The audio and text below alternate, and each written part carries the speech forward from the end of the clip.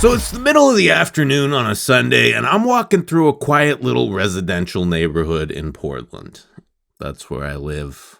I don't like it either. It's just a pleasant little stroll for me. I like taking walks. I like looking at people's gardens and seeing the creativity they put into their landscaping. Because I'm old, and at some point, I just started caring about that kind of stuff. I can't say exactly when it happened. One day I just realized I was admiring trellises, and it scares the shit out of me. I guess this is how youth dies. Not with a glorious last act of rebellion, but in slow, quiet agony. Nailed not to a cross, but a trellis covered in roses. Anyway, I'm just strolling along, and I come to a spot where I want to cross the street, because that yard over there has some nice stonework, and I'm just dead inside enough to care about it. The streets are all but deserted. There is jack shit going on, so I look both ways, just like Mom taught me, and I see one car coming down the lane at a leisurely pace about 2 blocks away. Now, I know that if I book it across the road, I can easily make it before the car gets here,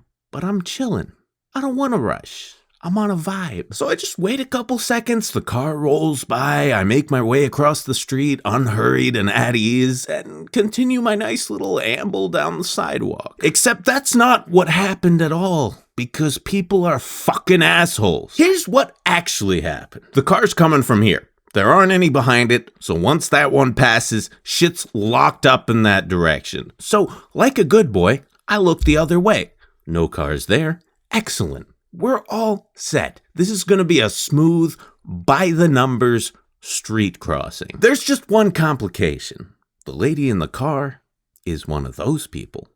Yep, exactly. One of those. A car Karen. Karen, if you will. All of a sudden, I'm startled out of my peaceful reverie by the sound of honking and yelling. This dumb whore had seen me waiting to cross, stopped, and was now mad at me for not crossing fast enough. Well, you say, that's the polite thing to do, isn't it? Sometimes. If I'm at a crosswalk on a busy street and you stop for me, that's fantastic. You're my fucking hero.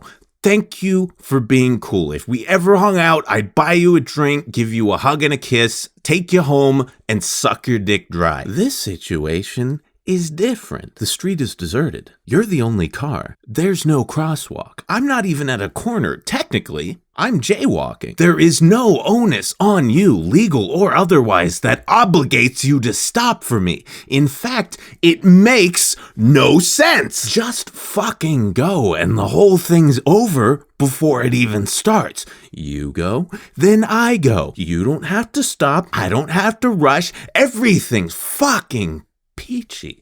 What is the point of you stopping your car in the middle of the street while I try to hustle my fat, slow, sweaty ass across the road in front of it? This is the most inefficient way to deal with this situation. The only reason to do this is out of some misguided sense of courtesy. But if you're gonna be a dick about it, then that kind of takes the whole politeness thing and throws it right out the fucking window, doesn't it? You're a car. You're faster. Just fucking go. Why do we do this? Why do we do this little dance? Even when it goes well, I hate it. Someone stops for me completely unnecessarily, and I have to jog across the street to avoid inconveniencing them for too long while doing one of those little waves. You know that wave? That little, thank you, that's so nice wave. I fucking hate that wave. Every time I do that wave, it eats a little piece of me. A little bit of the young, adventurous, rebellious man I once was breaks off and drifts away to wither and die in the deepest recesses of my psyche. You know what happens when you do that wave too many times? You end up walking around thinking about landscaping. Now, the more compassionate among you may be thinking something along these lines. Isn't it always a good idea to stop for pedestrians just in case they aren't paying attention or they don't see it coming? A valid question, but I would answer it with a question of my own. You know those little ad survey things that pop up on YouTube every once in a while? Those ones you can skip almost immediately, and yet still,